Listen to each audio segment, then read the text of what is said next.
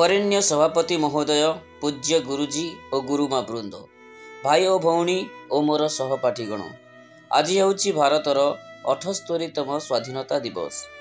ଏହି पवित्र दिवस रे मते किछि कहिबार सुजोग मिलिथिबारु मु निजकु धन्य मने करूछि। जहा नहीं भारते ताहा नहीं जगति। ए भारत भूमि पवित्र, समृद्ध, रत्नगर्भा, उच्च संस्कृति संपन्न। एहाकु सुनार भारत बोली कुहाଯାଏ। वैदेशिक शासक माने सदा सर्वदा एहा उपरे लोलुप दृष्टि पकाई आसिछंती। अतीतरे अनेक थर ए मातृभूमि सेमानंक अधिकृत होईछि।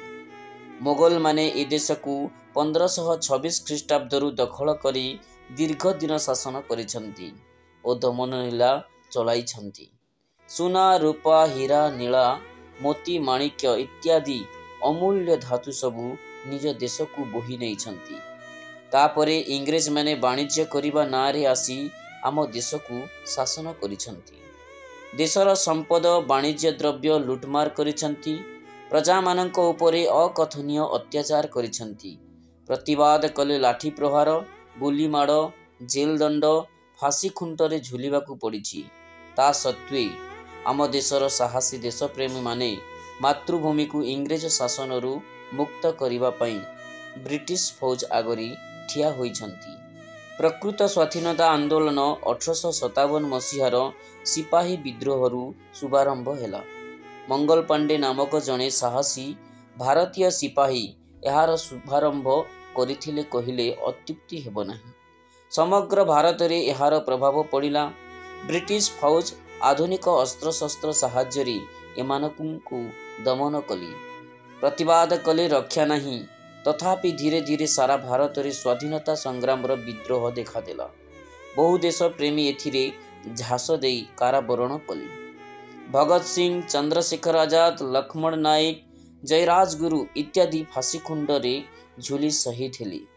शेषरे देशर नेतृत्व नेले महात्मा गांधी और सुभाष चंद्र बोस, जो माने देशवासी मनरे स्वाधीनतार अग्नि को परिव्याप्त कले।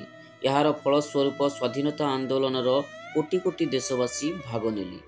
नेताजी स्लोगान मते रक्त दियो मु तुमको स्वाधीनता देवी और बापूजी अहिंसा नीति आगरे इंग्रेज माने शेषरे मुंड नुआइले। 1947 मसीहा अगस्ट मास 15 तारिख रे आम देश स्वाधीन हेला। सेबेठारु आमे स्वाधीनता दिवस को पालन करि आसुअछु। एही दिवस पालन करिबा द्वारा भारत वर्ष को स्वाधीन करिथिबा नेता मानक साहस और त्याग मने पड़ी थाई। अखंड भारत वर्ष गठन रे जो माने निज जीवन को उत्सर्गीकृत करिथिले सेमाने आमर पूज्य नमस्य। मु एतिकी कही मोर वक्तव्य शेष करुछि। जय हिंद। जदि वीडियोटी आपणक पई लाभदायक हेछि तेबे लाइक एंड शेयर करि नेबे एवं ता सहित सब्सक्राइब करी आम यूट्यूब चैनल को आशीर्वाद देवी। धन्यवाद। नमस्कार। जय हिंद।